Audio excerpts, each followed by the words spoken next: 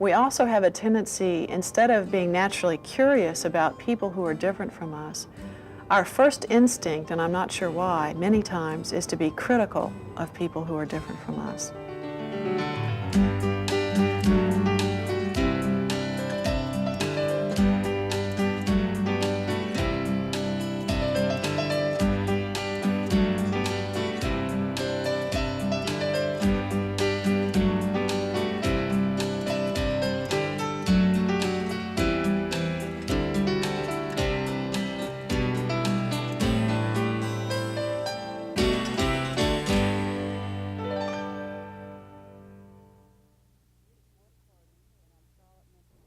Hi, this is Worth Quoting, and I'm Charlotte Minter, your host today. And with me is Diane Cory, a corporate consultant. And Diane has been offering a class here at FCCJ today on diversity and leadership. So Diane, let's talk a little bit about that and what that means. Okay. We're all talking about diversity today, and we all probably have our own definition of that. Can you tell us what your definition of diversity is? Yeah. Diversity for me includes many things. Traditionally, in our country and in the corporate world in particular, there's been a lot of concern about diversity in terms of gender and race, sexual preference, religion, areas like that. And what's happening in the organizational world is that that perspective is being broadened now to a deeper understanding of diversity in terms of diversity of thinking and diversity of ideas. And it's broadening out from the traditional issues that we were dealing with from a legalistic standpoint for many years. And what organizations are becoming concerned with these days is, why is it that in many organizations, in many departments, in many groups, and in many meetings, we don't seem to have much mental, intellectual, emotional flexibility or capacity to hold more than one viewpoint or to explore viewpoints without really degenerating into argument and debate. And that's really what's being looked at today in diversity. So I guess my answer or perspective on diversity would be that it has to do with the infinite variety of differences that exist in the way that we think and all the reasons behind where all of those differences come from. And I guess one of the things that I like to refer to in terms of what is diversity, I like to look out into nature and look around and go, diversity is everywhere. We have a great teaching field in front of our very eyes about the necessity of diversity in serving us so that we literally survive. Diversity for me is about infinite possibilities and infinite choices, and about learning to respect and honor those and hold them in different ways than we've done in the past. Well, then how does that affect leadership? Because I know everywhere we go in the corporate world, and I know you're there with AT&T and Xerox and Hewlett-Packard and Ford, and you're working with their executives. How does that affect leadership, and what do we have to do to solve some of the problems that are being articulated now about diversity and leadership?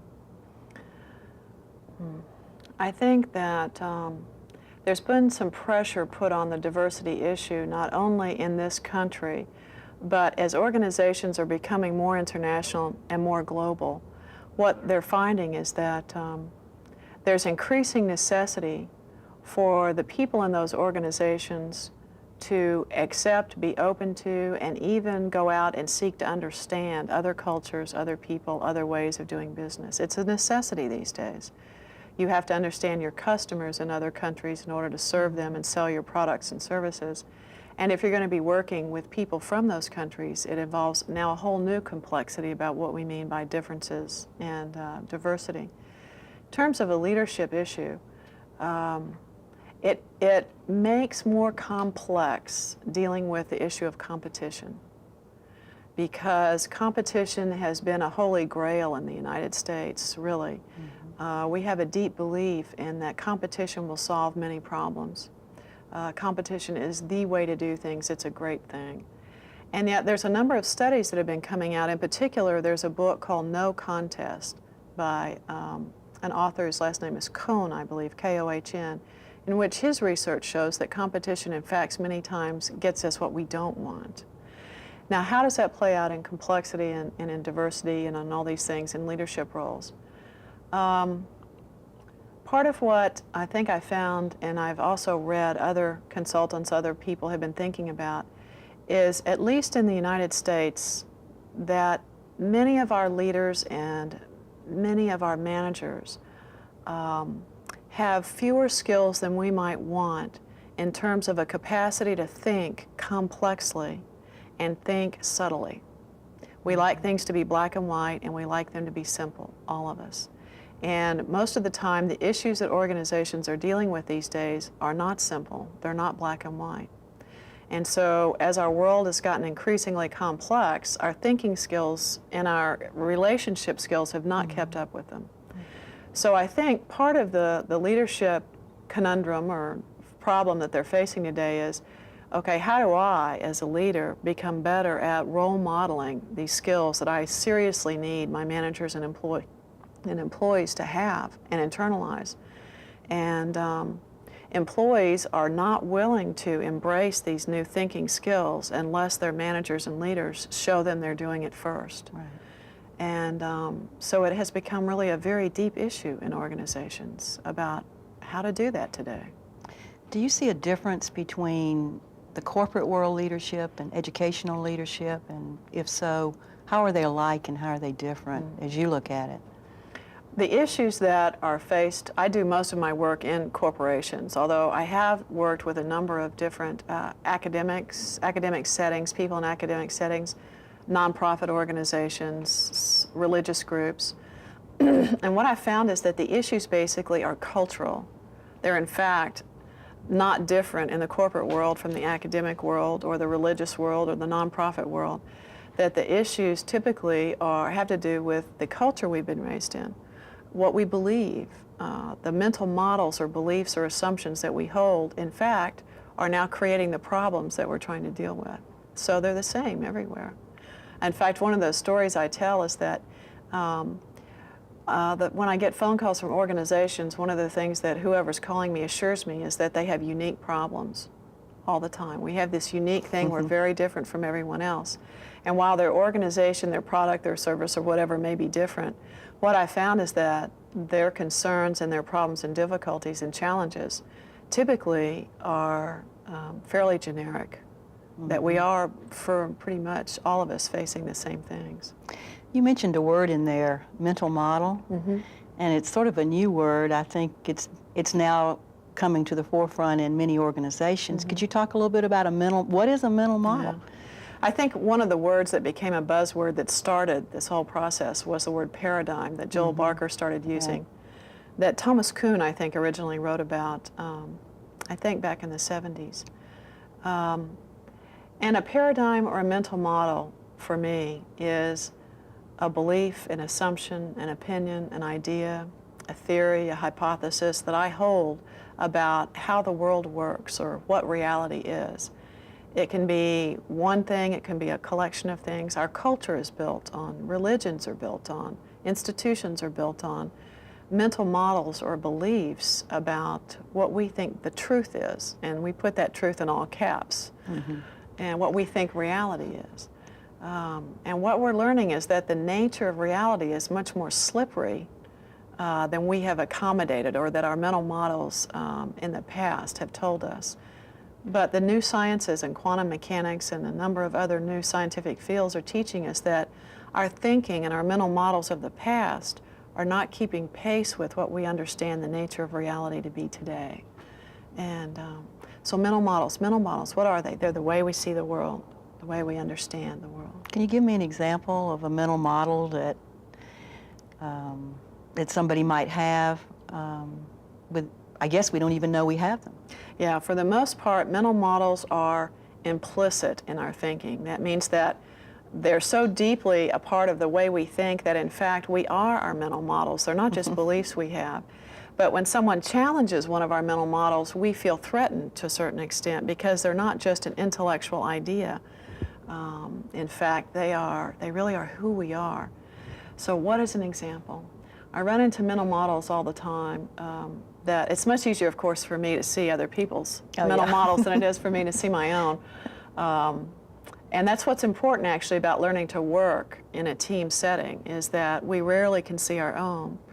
In fact, teams inside organizations really need people who are not a part of their team to then be aware of what their mental models are.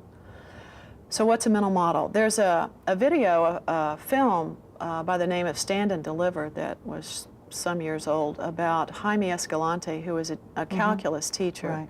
in the barrio in East Los Angeles, who was teaching Hispanic kids to do calculus. And what he ran into was an assumption or a mental model, and what he kept running into over and over was that Hispanic kids couldn't do math. Okay. And it was a very subtle, kind of insidious thing that he had to battle not only within the community and outsiders from a national testing service, but also from the kids themselves. And so what can be very tricky and slippery about mental models is that, again, we don't know we have them. We don't know that they're influencing not only the way we see others, but the way we see ourselves. And while some mental models can be very empowering, others can be extremely limiting and restricting. So in thinking about mental models, leadership, and diversity, are we trying to recognize we have mental models, perhaps change some of our mental models? See, what are we trying to do with that? What would be the ultimate outcome? I think the ultimate outcome would really to be that increase our awareness, first of all, that we have and they're operating. It's part of the way that we think. It's the way, literally, that we think and then communicate. And that when those mental models are unconscious, we have less leverage in terms of the actions that we choose. In other words, our actions, in a way, choose us. And so we have less flexibility in terms of how we interact, how effective we are, both as individuals, as teams, as institutions, as cities. So what I find is that there's a puzzle that I give people when I'm teaching mental models that has to do with toothpicks and finding patterns with toothpicks. And what people are stunned to find is that I'll give them a set of directions on how to form this particular puzzle with toothpicks, but I've set them up to see the puzzle solution in only one way. And when I simply give them a hint that flips their perspective, they instantly can see how to solve the puzzle because they have been given a new perspective. So I guess ultimately what I'd love to see is that we literally have increased our capacity for action by becoming more aware of the mental models that we hold, and then we can choose. I want that one, I don't want that one's effective, that one's not getting me what I want, those kind of things. Is that sort of like when you get in trouble and you may say, well, I'm not prejudiced. Right. And then all of a sudden you find, oh, I made a terrible mistake, you know, and you really don't, and many times I think people really don't know what they did. Yeah. And is that sort of where mental models fit in and into the diversity Yeah, issues? and as far as diversity is concerned, another story that I tell about myself is I was born and raised in Dallas, Texas in the 50s and 60s, grew up there as a child. And in the part of Dallas that I grew up in, ethnic, as far as what I learned and was concerned, was literally the only diversity we had in my community was whether you were Baptist, Methodist, or Presbyterian. That's all I knew of ethnic. I didn't know anything else. So I didn't have any understanding even of what the Catholic religion was, the Jewish faith was. I certainly had little exposure to other ethnic groups. And so what I realized is how deeply ignorant I am about other groups that are different from me. And also I've been really embarrassed to learn that even though I don't think I hold any racist views, that in fact I can't escape not having some of those views just from having grown up in the culture that I grew up in. So yes, I would think that the problem for all of us in diversity is that we're simply not aware of our own mental models and beliefs, and that they will come out in our conversations and in our interactions with each other. So it's a double-edged sword. It can be very helpful for us in thinking things through. It can also be very limiting for us in how we deal with each other. When you talk about diversity, you mentioned earlier about all of us coming together from a business sense, that we have to deal with other cultures. And I guess we think of ourselves locally and we see our mental models there, and then we think of ourselves as Americans and see our mental models there. Can you talk a little bit about the worldview of this and go a little bit further into the importance of what's happening in the world and mistakes that we can make, costly mistakes that we can make in terms of mental models about what's going on in other cultures?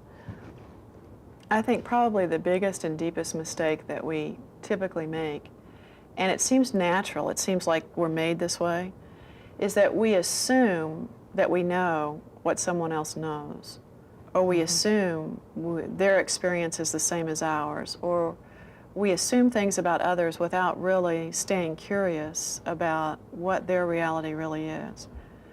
Or we also have a tendency, instead of being naturally curious about people who are different from us, our first instinct, and I'm not sure why, many times, is to be critical of people who are different from us.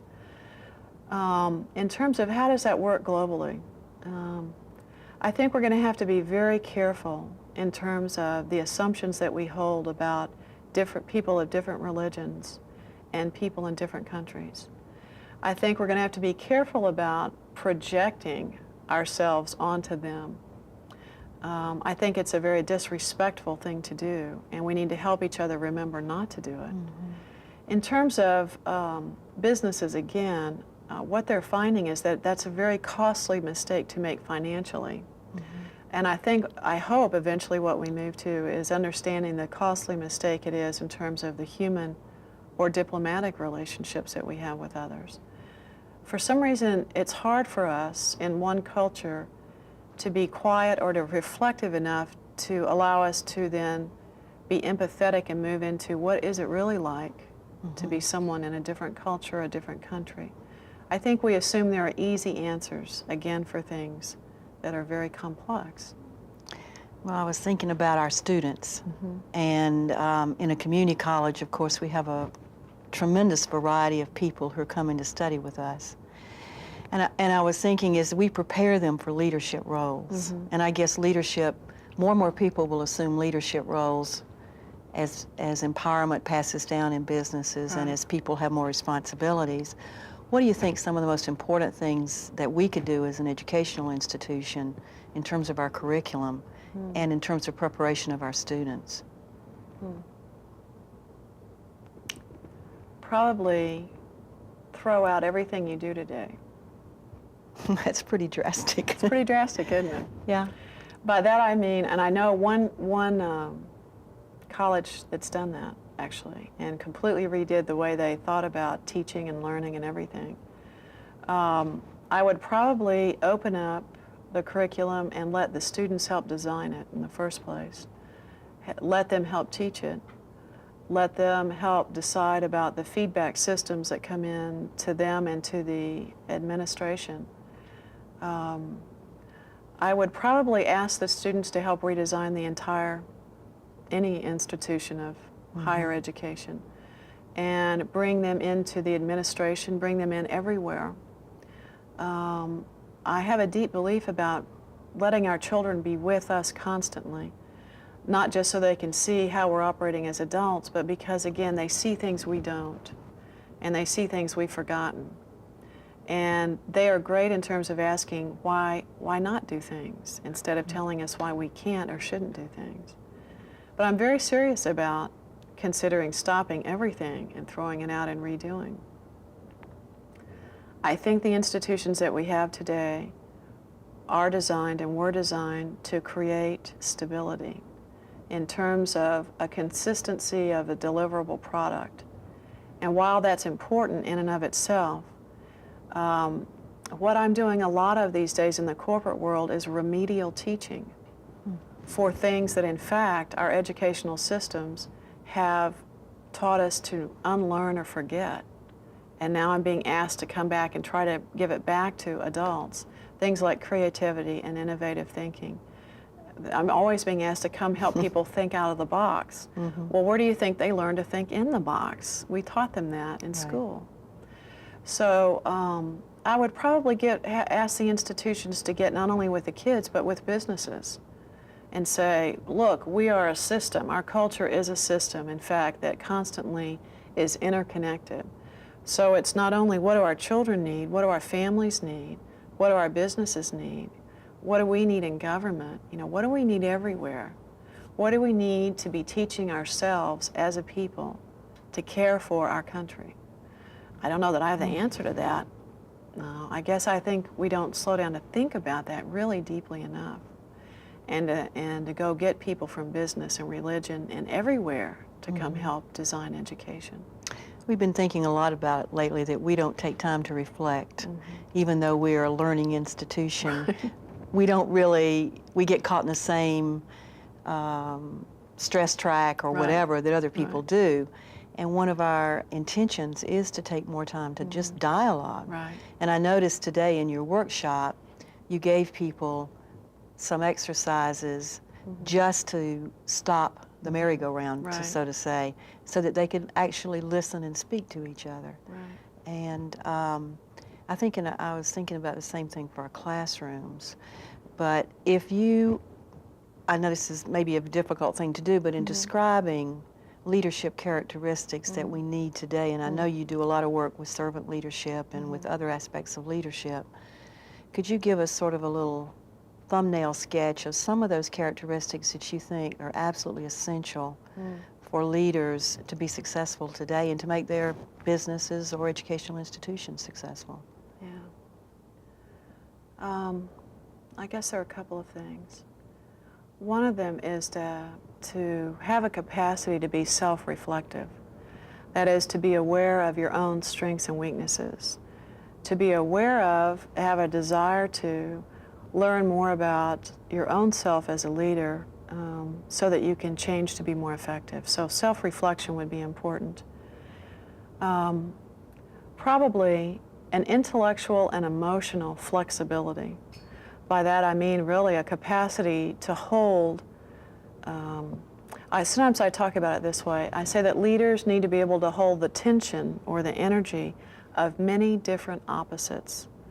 And by that I mean they need to have a capacity to hold all of the points of view without having to have any of them be right or wrong. So an intellectual and emotional capacity for extreme flexibility.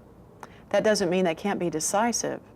What that means to me is that they have a capacity to take in tremendous amounts of data, both factual data and intuitive data, data from everywhere they can get. And I think that today, part of what's required is an incredible amount of courage. It just seems to me, and one of the things I've actually has come up recently in workshops inside organizations, is that the employees themselves are saying, well, we think we have a vision and we think we know where we want to go, but where are we going to get the courage to do it? So one of the questions that I'm asking now is, why is it that we need courage to do what we know is the right thing to do inside organizations? Isn't that an interesting statement to me? Very interesting statement. So I'm wondering about, but I'm also seeing the necessity for courage, and I'm also seeing that very few people are willing to take stands inside organizations these days. I think partially because there's such a huge concern about, will I have a job? And when people feel very threatened and insecure about their stability in their job, they're not very willing to think outside the box or take a stand or have courage at all. Just trying to think of what else. I think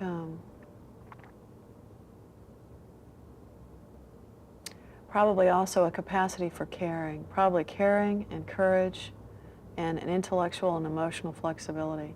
When I say caring, I don't mean probably typically what we think about caring. I mean, caring to me is what makes a difference between the amount of effort that you put into something. I don't think you really will have courage for something unless you care deeply enough about it. So probably also clarity. Are you really clear about what's important to you as an individual and as an organization? Are you really clear about where you want to go, what you want to do, what you want to create? Are you clear about where is your organization now? And can you tell the truth about that? And then, again, where does that caring come from? Do you care about what you want to create enough then to have the courage to accomplish it? Then I guess one of the other things would be a communication skill that allows you to communicate what you're thinking and how you're feeling in such a way that really empowers other people. So those would probably be the most important. Leadership, I think, skills, traits, characteristics. It's a very, it would take a very special person, I think, or special people to do that, but also perhaps if we begin focusing on those skills, people begin developing them. But there's also probably certain aspects that maybe one of those skills I could never accomplish. You got any suggestions of how we might work on, I'm just have a piece of this, and maybe somebody else can do something else with it. You just don't automatically arrived in a leadership package, so to say. Right. So we have just a short time left, and I don't want to push you, but I wish you could give us a little wisdom here about trying to be all things that you have to be. Two things very quickly. One thing I've noticed is that we rarely give ourselves enough credit or honor really how much we have to offer. I'm not sure why we don't do that better. And the other is, that's one of the reasons that I think organizations and other thinkers about what we need to accomplish these days are realizing that leadership is more of a collective need now. That in fact, one of the reasons we need collective leadership is that I don't have all those things, you don't have all those things. We have a need to learn how to do those things together. So. Well, it's been great talking with you, Diane, and you're bringing us your thoughts about diversity and leadership. This has been Worth Quoting at FCCJ. Thank you.